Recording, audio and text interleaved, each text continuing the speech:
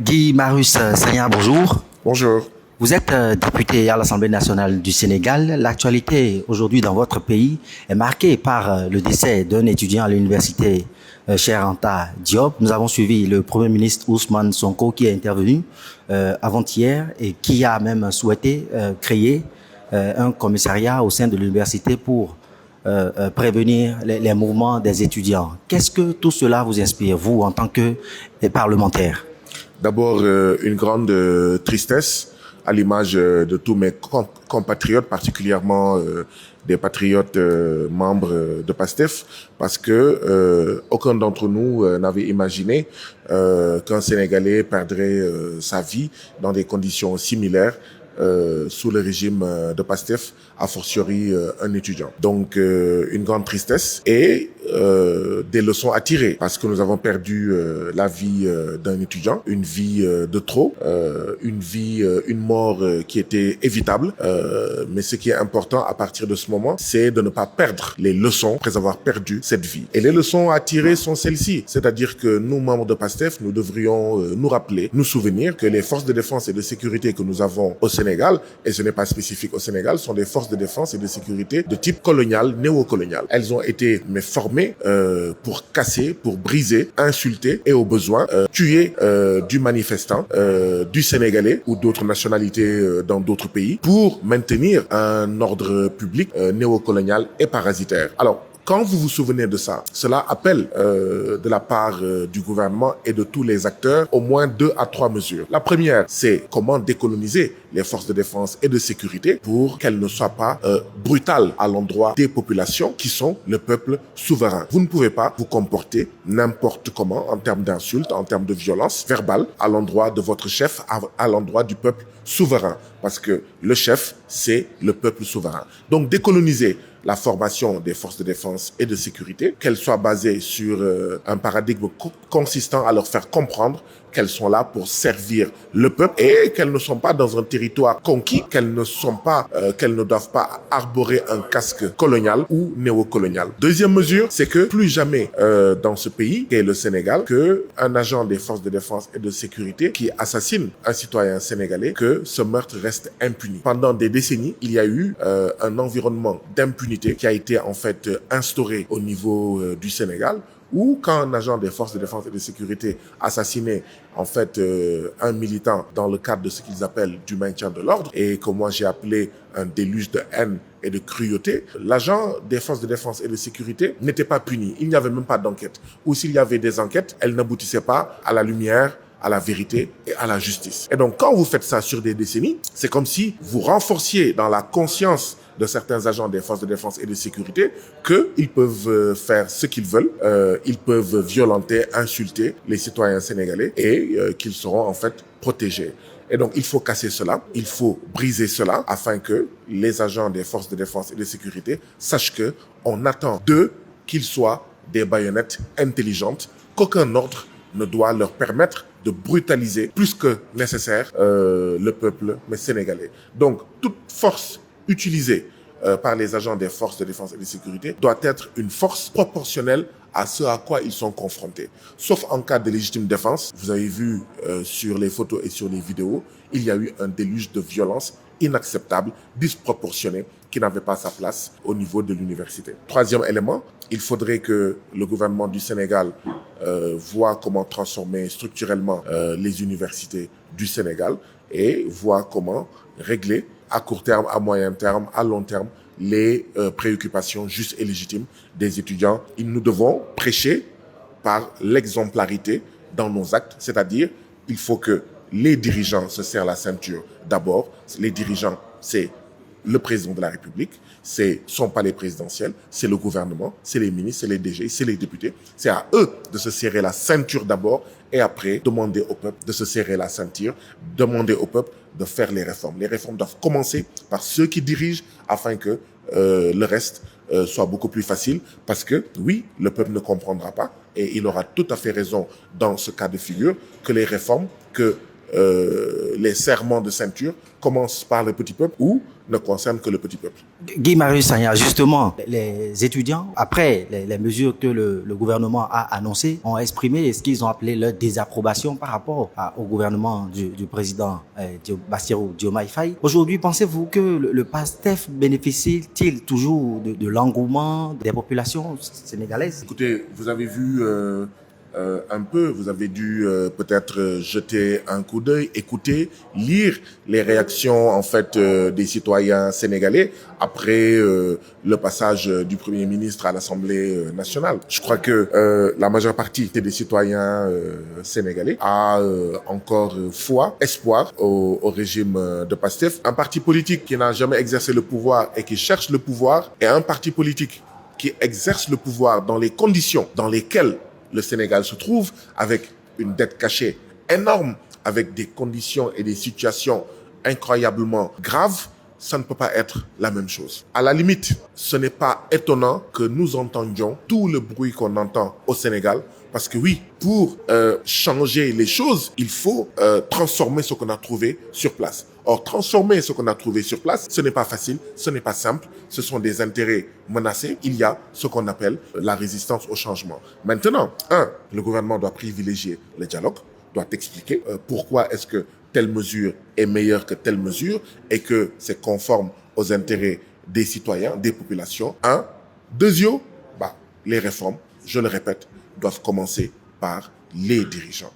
Aucun peuple n'acceptera de se serrer la ceinture, de manger moins, de manger pire, alors que chaque matin, quand il se réveille et qu'il va à la poubelle, il trouve des os de poulet dont il sait que ce n'est pas lui qui les a mangés, mais ce sont les dirigeants. Un peuple accompagne son gouvernement quand son gouvernement, lui dit la vérité, 2, fait preuve d'exemplarité dans les actes qu'il pose. Très bien, nous allons quitter l'université pour poser nos pas au sein de la société civile. Vous avez suivi le discours du Premier ministre Ousmane Sonko face aux députés à l'Assemblée nationale.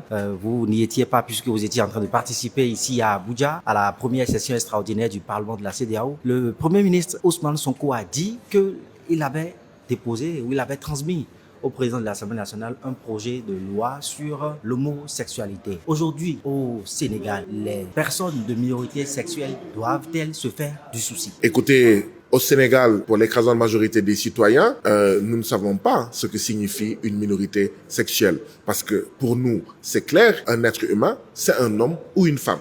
Il n'y a pas de situation intermédiaire. Nous ne pouvons pas accepter que le Sénégal soit une néocolonie économique, militaire, monétaire, mais en plus une néocolonie culturelle. Parce qu'en réalité, ces valeurs qu'on cherche à nous imposer, à nous inoculer, à nous faire adopter, n'ont rien à voir avec ce que nous avons connu en Afrique en général, ce que nous avons connu au Sénégal en particulier. Donc pour nous, minorité sexuelle, ça ne saurait exister.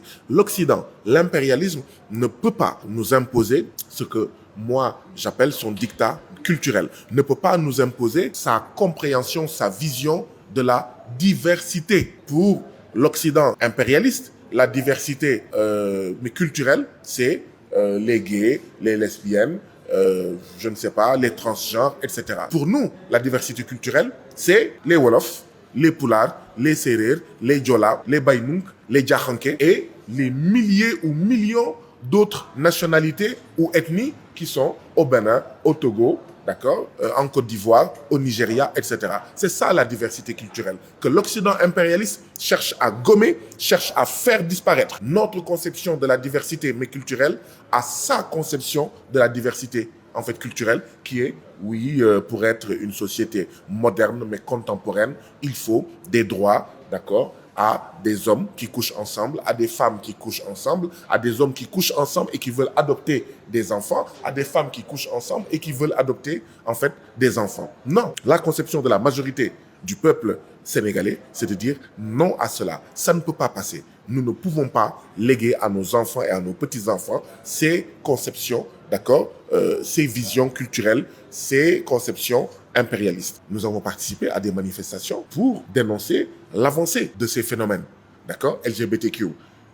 Nous avons dénoncé, du temps de l'opposition, nous avons participé à des manifestations et nous avons pris des engagements. Il faut tout faire pour protéger le peuple sénégalais, mais par contre, il faut tirer les leçons, les enseignements d'autres phénomènes de criminalisation où en fait ça s'est retourné contre des citoyens honnêtes. Il fallait voir comment voter une loi conforme aux aspirations des Sénégalais. Et donc oui, le gouvernement a proposé une loi qui, au lieu de criminaliser, a durci les peines, les faisant passer de 5 ans à 10 ans de prison, ainsi que voilà, des montants qui ont augmenté. C'est ça. Et pour moi, c'est une excellente chose, c'est un excellent pas. On va voir dans la pratique ce que cela va donner. Mais surtout, il faudrait qu'on prépare dès l'école nos enfants à comprendre que les êtres humains, c'est un homme, c'est une femme. C'est un homme et une femme qui vous ont donné naissance. C'est pas deux hommes, c'est pas deux femmes. Donc, il faut déjà, en plus de l'arsenal mais répressif, d'accord, il faut aussi et surtout renforcer le peuple pour faire face à la propagande, d'accord, qui nous vient en fait de l'Occident, qui nous vient de l'impérialisme. Le Sénégal ne va pas accepter la colonisation culturelle.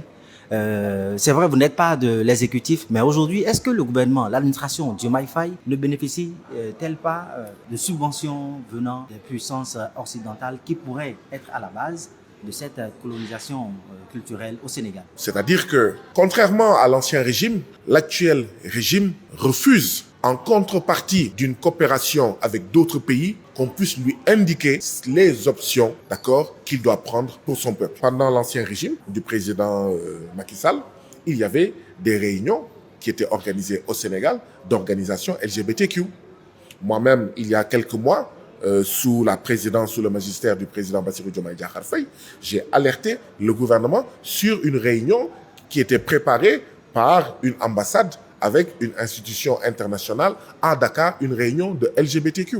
Le ministère, à l'époque, des Affaires étrangères, de l'intégration africaine et des Affaires étrangères et des Sénégalais de l'extérieur, avait fait un communiqué, avait appelé l'ambassade et avait fait un communiqué pour leur dire « Niet, vous ne pouvez pas organiser ce genre de réunion au Sénégal, donc faites tout ce que vous voulez, mais tenez-vous, respectez le Sénégal, respectez ses lois, respectez en fait son peuple. Cette réunion ne peut pas être organisée. » Cela montre clairement que, quelle que soit la coopération que l'actuel régime nous a avec d'autres pays, avec des institutions internationales, on ne peut pas accepter qu'on nous dicte ce qu'on doit accepter, ce qu'on doit tolérer ou pas. Comme tout État, nous nous endettons, nous recevons des dons, mais par contre c'est clair, aucun don ne nous fera sacrifier notre souveraineté. Et notre souveraineté, elle est économique, elle est monétaire, elle est militaire, mais aussi elle est culturelle. Parlons politique à présent, à l'avènement ou avant la présidentielle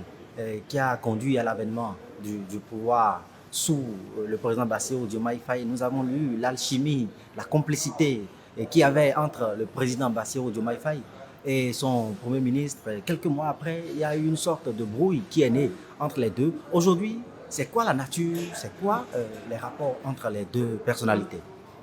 Je pense que les deux têtes de l'exécutif du Sénégal apprennent à travailler ensemble malgré les divergences. Ces deux têtes de l'exécutif sénégalais ont quitté effectivement une situation où elles étaient dans l'opposition et donc les divergences n'avaient pas beaucoup d'impact.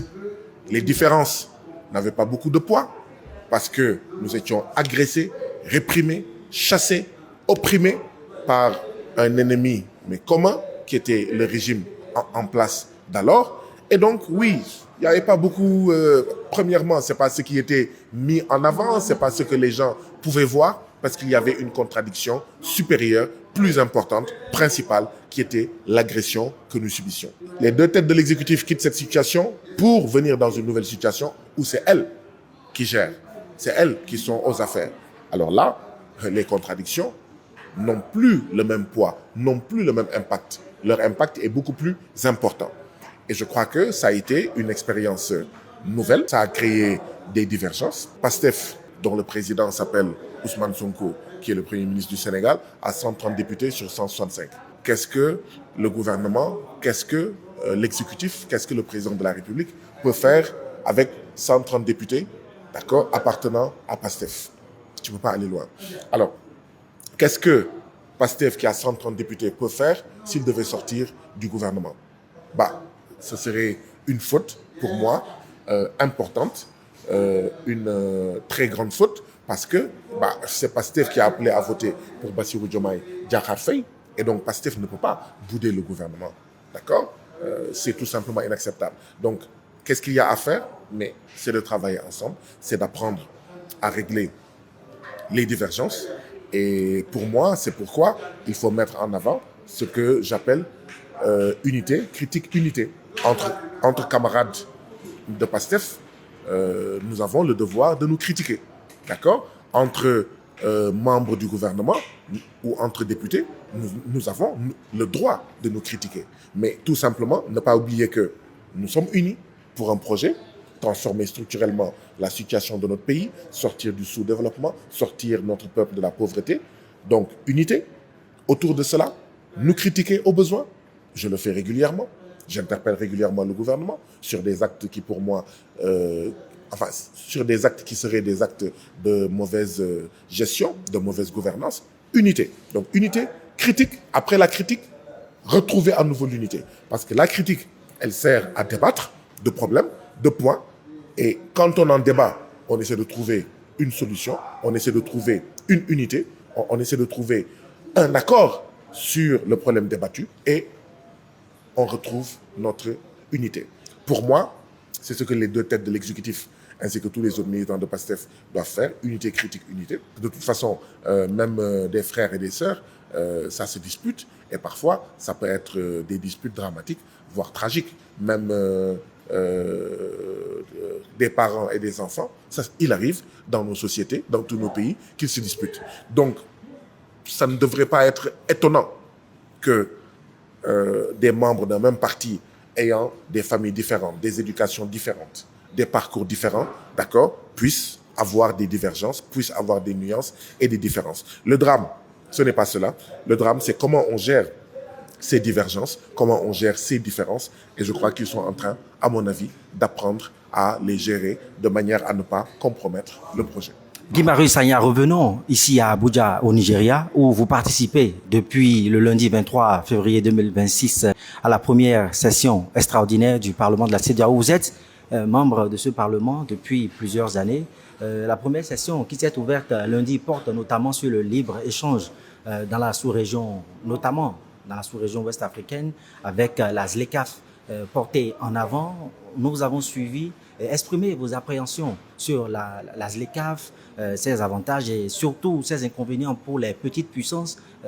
Revenez un peu sur quels ont été vos propos au cours de cette session. J'ai exprimé, pour dire le moins, une vive inquiétude quant à l'application de la zone de libre-échange continentale africaine, la ZLECAf, parce que tout simplement, pour moi, dans l'histoire de l'humanité, il n'y a aucun exemple de pays qui, au stade précoce de son développement, a appliqué le libre-échange. Historiquement, dans l'histoire de l'humanité, les pays ont d'abord appliqué la protection. Et c'est seulement quand ils se sont sentis suffisamment forts qu'ils se sont ouverts, d'accord, à la concurrence, qu'ils ont même cherché à imposer aux autres la concurrence. C'est ça l'histoire de l'humanité. Et donc l'Afrique ne saurait être une exception, ne saurait faire exception. J'ai rappelé le cas de la Grande-Bretagne qui a fait cela, d'accord, et qui après a essayé de soumettre le monde au libre-échange. Les États-Unis, quand ils sont devenus souverains, quand ils sont sortis de la colonisation de la Grande-Bretagne a proposé aux États-Unis indépendants un accord de libre-échange. Les États-Unis ont dit non, votre expérience à vous, Grande-Bretagne, a été d'appliquer le protectionnisme jusqu'à ce que vous soyez suffisamment fort pour vous ouvrir aux autres. Et donc nous ferons exactement la même chose. Et quand nous ne trouverons plus aucun intérêt, aucun avantage à appliquer la protection, nous nous ouvrirons aux autres. La Chine a fait la même chose. Donc, comment est-ce que des pays africains en général, de la CEDEAO en particulier, qui ne sommes que des exportateurs de matières premières, qu'est-ce que nous exportons? On exporte du cacao, du coton, des arachides, du phosphate. On ne transforme rien ou presque. Si nous ouvrons nos marchés, qu'est-ce qui va se passer? On va être maintenu dans un statut de pays exportateur de matières premières. Parce que les rares industries, les rares PME que nous aurons vont être bouffées, vont être mangées par les multinationales impérialistes. Faire du libre-échange dans le contexte africain, c'est mettre ensemble le pot de fer et le pot de terre. Or, dans le combat entre le pot de terre et le pot de fer, on sait très bien qui sortira victorieux. Le pot de terre ne sortira jamais victorieux, c'est le pot de fer qui va gagner. Donc, ça n'a pas de sens. J'ai même donné l'image de mettre dans un même ring un boxeur de 110 kilos et un boxeur de 70 kilos. Voilà la situation que l'on veut créer. Et cette situation a un précédent. Mais rappelez-vous, l'Union européenne avait proposé les accords de partenariat économique APE entre l'Union européenne et l'Afrique de l'Ouest. À l'époque, moi, personnellement, je faisais partie de ceux qui disaient non et qui se battaient, qui mobilisaient les gens à comprendre que mais cet accord de partenariat économique, qui est un libre-échange proposé par l'Union européenne à l'Afrique de l'Ouest, mais ça va être une catastrophe parce que nos artisans ne pourront plus vendre, nos petites et moyennes entreprises ne pourront plus vendre. J'ai essayé d'argumenter cela en montrant les taux de mortalité de nos petites et moyennes entreprises dans nos différents pays. 80% au Bénin, 60 à 64% au Sénégal, plus de 70% au Nigeria, etc. C'est à peu près les mêmes chiffres. Qu'est-ce qui va arriver si on applique le libre-échange? Des entreprises vont fermer, le chômage va augmenter, l'émigration piroguière ou l'émigration par le désert du Sahara vers le Maghreb en passant par la mer Méditerranée va augmenter, la pauvreté va tout simplement augmenter. Et notre souveraineté va baisser parce que quand nos entreprises vont fermer, ça veut dire qu'on va dépendre d'entreprises étrangères, d'entreprises non africaines pour nous habiller, pour manger, etc. Et donc, nous serons de moins en moins indépendants. Est-ce qu'il faut dire aujourd'hui que le Sénégal n'est pas prêt pour la ZLECAf? Non, le gouvernement du Sénégal, sous Macky Sall, a déjà signé la ZLECAf. Mais moi, personnellement... Le protocole a-t-il été ratifié? Je crois que quasiment tous les pays ont signé et ratifié, sauf 6 à 7 pays, dont le Bénin. Et je comprends un peu la crainte de pays comme le Bénin à ratifier cela. C'est un peu ce que j'explique. C'est-à-dire que vous baissez vos barrières douanières, vous allez perdre des recettes. Des recettes qui auraient dû partir dans l'éducation, dans la santé, dans la construction de routes, dans l'éclairage, dans l'eau. Mais qui va compenser cela?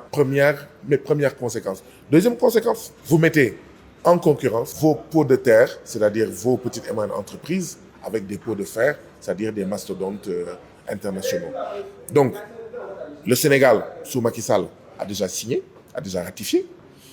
Je ne connais pas la position du gouvernement du Sénégal actuel par rapport à cette question. En tout cas, je n'ai pas entendu dire qu'elle revenait sur cela. Mais moi, personnellement, mon avis est tout tranché. Mon avis n'a pas varié. J'ai dit non aux accords de partenariat économique, donc libre-échange entre l'Union européenne et l'Afrique de l'Ouest. Je continue à dire non au libre-échange entre pays africains où les gros pays vont manger les petits pays. Quel combat voulez-vous organiser entre le Nigeria et le Niger? Quel combat voulons-nous organiser entre l'Afrique du Sud et la Namibie? Quel combat allons-nous organiser entre le Sénégal, 18 millions d'habitants, et la Gambie, 3 millions d'habitants? Ce qui va se passer, c'est que oui, les plus petits pays, les plus petites entreprises, mais vont être décapités. Ça va être un désastre. Ça va être un désastre en termes de fermeture d'entreprises, en termes de perte d'emploi, en termes tout simplement d'augmentation de la pauvreté. Nous sommes à la fin de cet entretien. Votre mot de la fin? Continuer à nous mobiliser, à nous battre pour une autre Afrique en général et une autre Afrique de l'Ouest en particulier, qui est possible, qui est nécessaire. Et cette Afrique passe nécessairement par le mot souveraineté. Sans souveraineté, point de développement. Avec la souveraineté, le développement devient possible. Merci à vous. Je rappelle que vous êtes député à l'Assemblée nationale du Sénégal, membre du Parlement de la CEDEAO. Merci de vous être prêté à cet exercice. C'est moi qui vous remercie. Merci à vous, chers internautes. C'était à l'instant l'honorable Guy Marius Sagna depuis Abuja au Nigeria où il a pris part aux assises de la première session extraordinaire du Parlement de la CEDEAO. Paul Danogbe, Africa Abuja.